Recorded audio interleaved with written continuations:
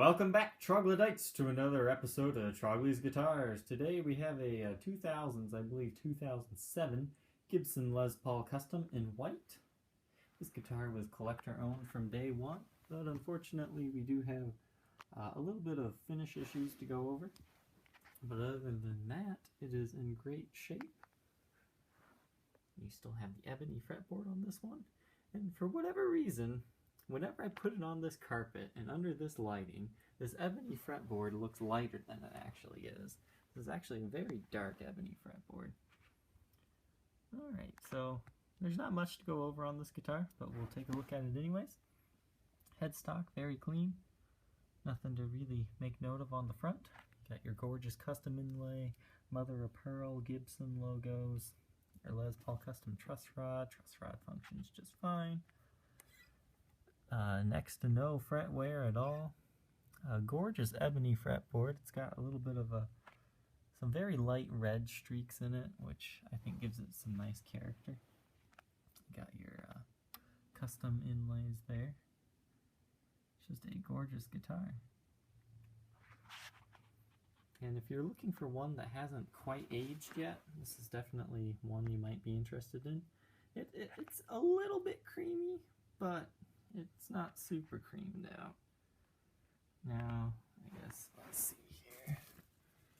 If we can compare it to a piece of paper, and that kind of shows the color a little bit better. I mean, it's a very even finish. So it's aged just a little bit. It's not 100% white, but it's still as white as you're probably going to get. Everything is stock and original on this guitar. However, we do have a few little finish checks that occurred in shipping. I either opened it too fast, or it just got too hot, or it got dropped or something. So let's see if we can get these to show up. This happened on every single guitar that was shipped to me that day. So I'm not sure what happened.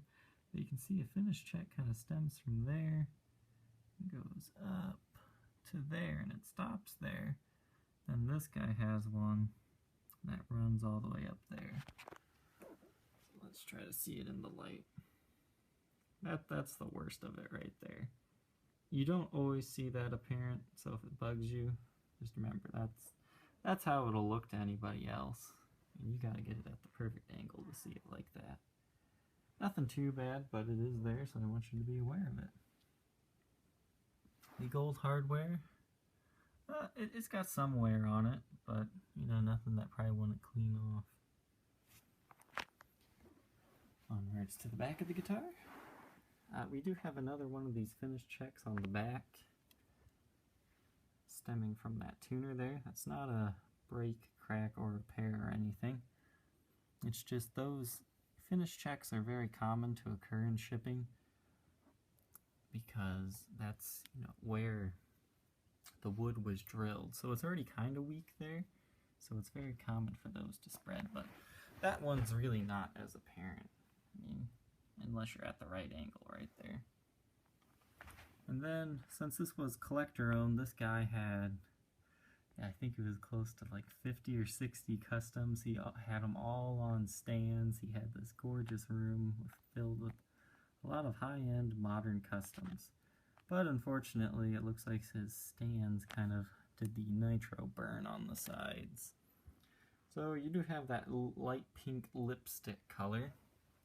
But if that bothers you, what I would suggest doing is just taking some white out and whiting it out there. Because then at least you kind of have a white color there. I mean, it won't look 100% perfect, but I don't know. The light pink has kind of grown on me. I think you could call this like your Kiss Les Paul or something, lipstick. A cool little nickname for it or something. A very comfortable neck. I would call it probably around a medium neck, medium to slim profile. That's in great shape, as is the back here. I mean, no player's wear to really speak of. I mean, you might find a few little nicks and dings here if you look closely enough. But even in the light, you don't see anything. And then, I'm not sure if this is from the case, But you can see it's kind of a darker yellow in this areas here, these areas. There, that kind of compares it for you. You can see it's a little bit more yellow compared to the other finish. But, you know, that's very minor. I'm not quite sure what caused that. Because you kind of have that on the side there too. It's just the finish strength gauge. I guess there is one ding right there on the side.